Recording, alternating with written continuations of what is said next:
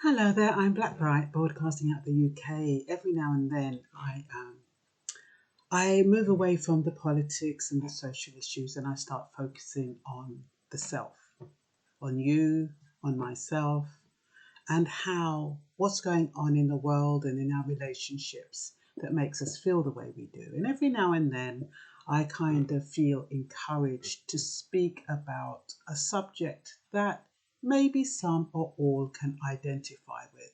And that's walking with our pain. You know, yes, we have all of these things going on in the world with the coronavirus and the lockdown and all these videos that go around that could compound the way we feel. And sometimes we try to blow them off. But can you imagine trying to blow these things off when you're feeling fragile? Many of us from Caribbean families have been taught to hold our head up, have been taught to cope, have been taught not to talk our business, have been taught to put our best foot forward despite adversity.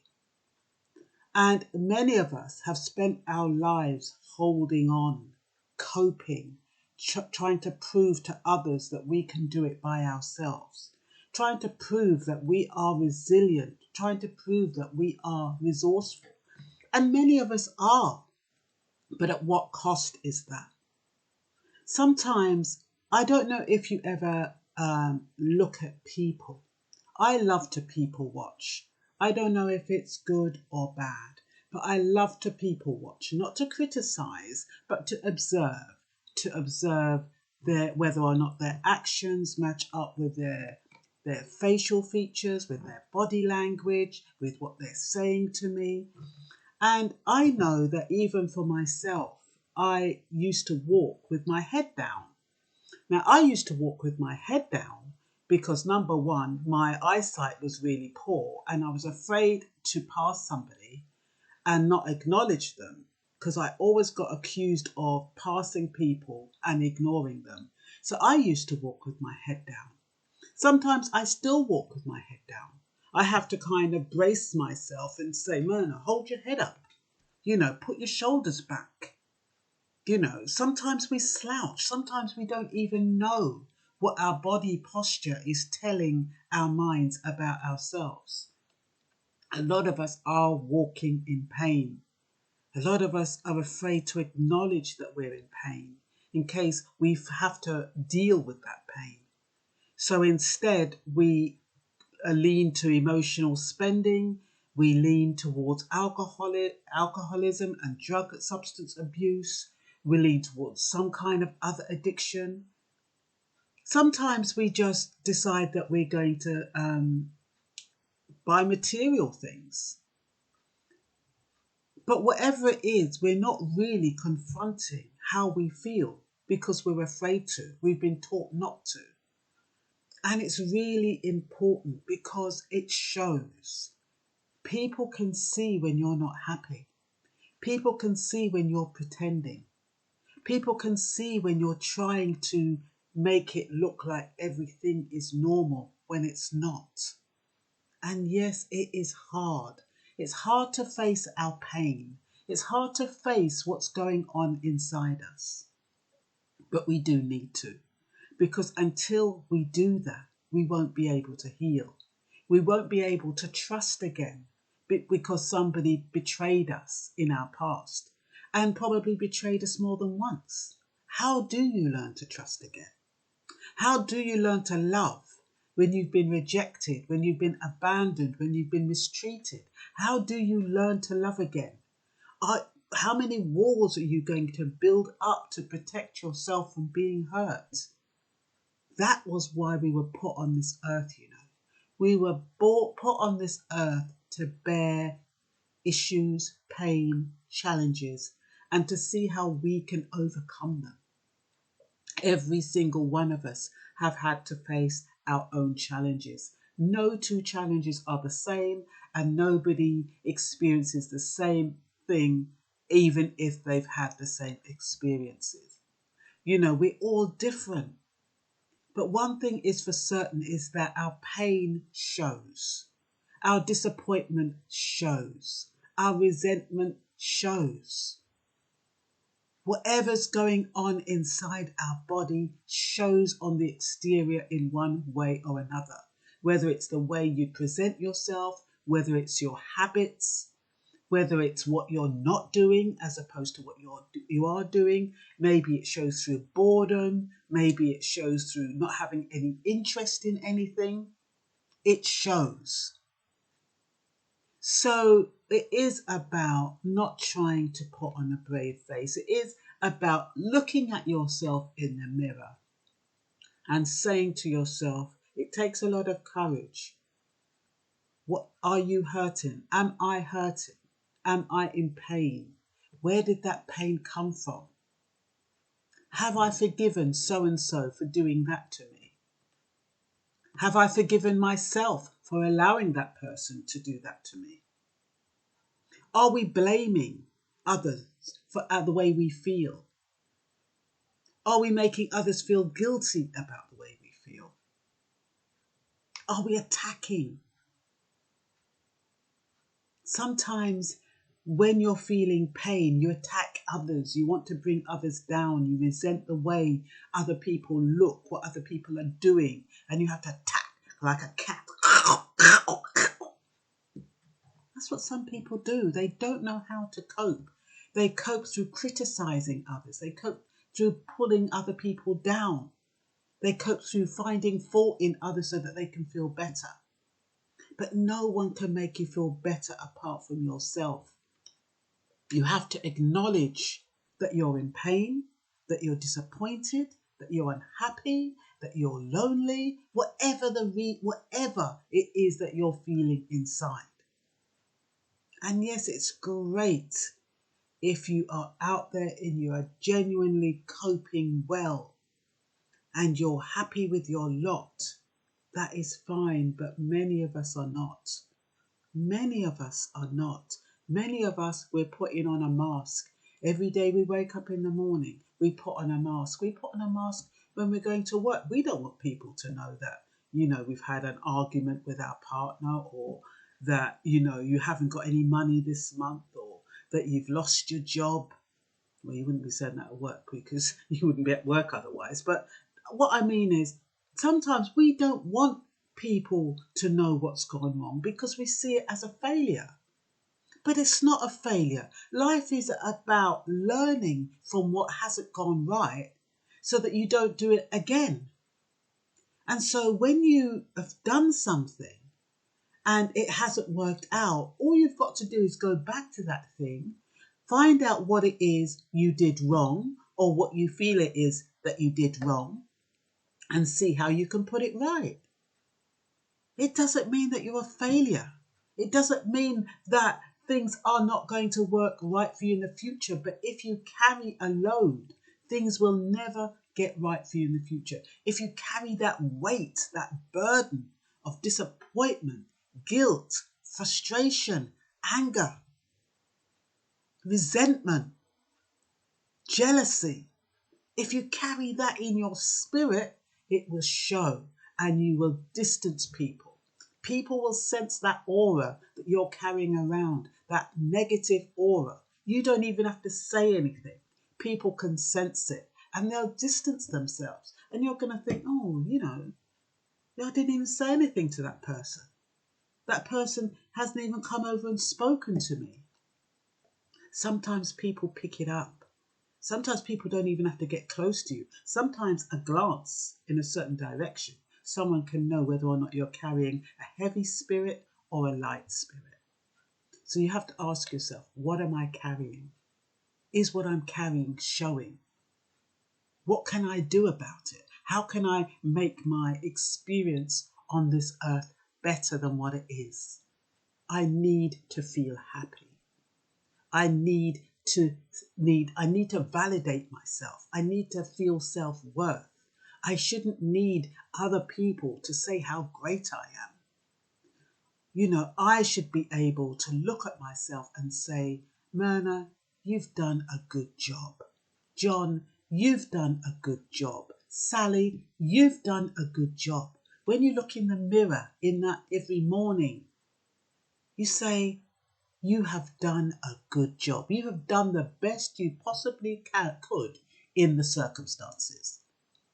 And a lot of our decisions are based on circumstances at the time. Just because they were based on circumstances at the time doesn't mean that you have to carry that burden of making that mistake. It was right at the time you made it, and so it went wrong. So what? Don't beat yourself up about it. I'm just hoping that I'm coming from a place where you can understand. It may not, it may resonate with you, it may not. But I felt compelled to talk about it and share with you, maybe somebody out there, this message can help. I don't think there is anything else. Yeah, I put here, putting on a brave face. We've been taught to do that. Can you say you're truly happy? What would make you happy? Not counting money, not counting mortgage, not saying, oh, I wish my bills could be paid off. I'm talking about apart from the material and the elements that you cannot control. What could make you happy within your control? Do you know? Have a think about it. How can you be happy? What else could make you happy? Some people, they're happy just by spending time with their grandchildren, or with their parents, or with their friends. Or think about what makes you happy, but it can't be material, because sometimes material things are an escape. You're not really confronting yourself. You're not really confronting how you actually feel. You think that a beautiful house is going to make you happy, and then when you get one, you wonder why you're not happy. You think that having a relationship is going to make you happy, but if you've chosen wrongly, it's not going to make you happy. Some people think that by having children, it's going to make them happy and keep the relationship together, and it doesn't. So you have to really search within yourself, understanding your own values, and try to think, what would make me happy? And when you find out what would make you happy, write it down and see how you can manifest that. Sometimes you can't manifest money, but sometimes through being happy, money can be attracted to you. Sometimes, you can't manifest a partner, but by being happy and at peace with yourself, a partner comes along. So just work at what could actually make you happy. That's not material and something that you have control over. I just wanted to make sure many of us walk around thinking, I'll show you. And in your head, you're thinking, when you're doing stuff, you're doing it to show the person who hurt you that you can do it, that, I'm still standing, I'm coping. That person's gone about their business. They don't even care. So who are you showing? Are you going to be forever proving to yourself that you can show somebody that you can do whatever it is you can do when they've gone about their business? You're not showing anyone. So what happens is that comes back on yourself, and you're fighting an everlasting battle with yourself of trying to prove that you can show somebody that you can cope. That's not going to help you. Sometimes when you say, I'm going to show you, you kind of try and tell anybody or show anybody who you can get in your little group or in your space. Anyone who will listen. And then when they don't listen, it kind of compounds the way you feel, because you feel rejected. You feel disappointed. You don't trust people because they're not on your page. And the thing is, it's because this is about you. It's not about them. This is you fighting with yourself, trying to prove to yourself. And you don't need to prove to yourself, because you are yourself, if that makes sense. Yeah, some people kind of hide behind clothes, dark glasses, substance abuse, emotional spending. I've said that. Some people say they can cope and they come out and they put on a smile when they meet people pretending to be happy, but it shows in their demeanour. Sometimes you see people, oh, hi, oh, I feel great, I'm great. And you're like, and you kind of look at them, and the moment then they're not talking, you see their face drop, you see their shoulders droop, and you know that something's not quite right. Are you okay? Yeah, I'm fine, I'm fine. Are you sure? I've done that many a time. Said it enough times, the person has burst into tears. I don't know if that's ever happened to you. It used to happen when I was a child. I'd have a lot bubbling up inside me, and I'd say, oh, I'm okay. And then somebody would say, are you really okay? And I said, yeah, I'm fine. They put their arm around me, and it all comes out. And I don't know if that's happened to many of you. Sometimes you're just holding it in, and it's so important to let it out, whichever way. It might be through crying, it might be through writing, it might be through singing, it might be through anything. But don't let it be a destructive way of coping. Thinking that material stuff can make you happy. Material stuff can never make you happy. Material stuff is transient. It comes, it goes. I've learned that if I break something, I used to get in such a tizzy. I remember when I first bought this house, and I just tidied it all up. And I got on my hands and knees, and I had bought these new tiles, beautiful black shiny tiles, cleaned them all up, polished them all up, and it looked absolutely spick and span. And I was making curry goat.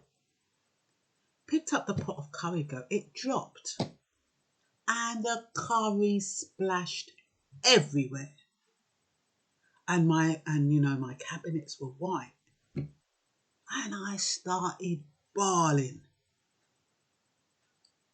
And then I cleaned it all up amongst my little snivels and feeling sorry for myself, wondering whether or not the curry was going to stain my brand new kitchen cupboards, whether or not the oil in the curry was going to stain my tiles or make them less shiny. But I got it all back to normal. And at that moment I said, you know something? There's no point. Whatever you have is going to be taken away from you at some point. There's no point. So now, if I drop something, if I break something, just put it in the bin. I don't even think about it. I don't even give it a second thought. Replace it, yes, if it needs replacing. If it's superfluous to my requirements, I don't replace it. But it is about letting go of all those things that are holding you down. And sometimes it's material stuff that's holding you down. You have too much of everything. So anyway, yes, you could be telling people I'm doing great all by myself, trying to prove to yourself that you're worthy. You are worthy. You don't need to prove it. Every one of God's children is worthy, is beautifully made, is perfect in his sight. You don't have to be perfect in anybody else's sight. Just be perfect in your own sight and love yourself with all your imperfections. None of us are perfect. We all have imperfections. What's my imperfection? But we all have them. I know we all have them. So sometimes I have low tolerance. That's one of my imperfections. Low tolerance. I'm not very good when people are late. If I'm arranging to meet somebody and they're late and they haven't called to say they're running late. That's one of my bugbears. Don't do that. Anyway, what else? Just remember that nobody really cares. Only you can care for yourself. So this is about self-care, looking after yourself, because then if you're expecting people to care and they don't, it's reinforcing those feelings of rejection and not being loved and not being respected and not feeling admired. Just know that it's enough that you care about yourself and that you love yourself. And that doesn't mean you disregard or disrespect anybody else. It just means you don't need their validation and endorsement. That's all it means. So if you're looking beautiful one day, you don't need anyone to say, oh, you look nice, you look beautiful. Oh, I like that. You don't need it. It's nice and you can say thank you, but you don't need it. You don't need it to feel better because you already feel good. So, release your pain by acknowledging that pain exists. This is the solutions. Accept that pain exists. Start healing. Learn to trust after betrayal. Learn to put your foot in the water. When somebody says they're going to do something, instead of being skeptical about whether or not they're going to do it, just believe that they're going to do it. You might be surprised. Even if the first one doesn't do it, still keep on doing it. You'll reach a point where somebody does do what they say they're going to do. So eliminate the skepticism and the doubt. Learn to love after rejection. That means don't hold yourself back. Put yourself forward. If you like someone or if somebody does something nice to you, acknowledge it. Don't try to protect yourself from being rejected, because you'll never know. That person might not reject you. And then you're going to think, oh, if I'd known. Learn to accept that the only person who needs to acknowledge your worth and beauty is you. So in a nutshell, it's about self-acceptance, self-validation, and self-love. And I hope that's helping someone out there. Bye-bye. Oh, don't forget to subscribe. Mind you, I don't always do videos like this, but you might want to subscribe. If you don't like the topic, you can always bypass it. But please click up the thumbs button if you think what I said was useful. Write your comments if you feel as though you want to comment on what I've said. And interact with my subscribers. And subscribers, thank you for sticking with me. Bye-bye.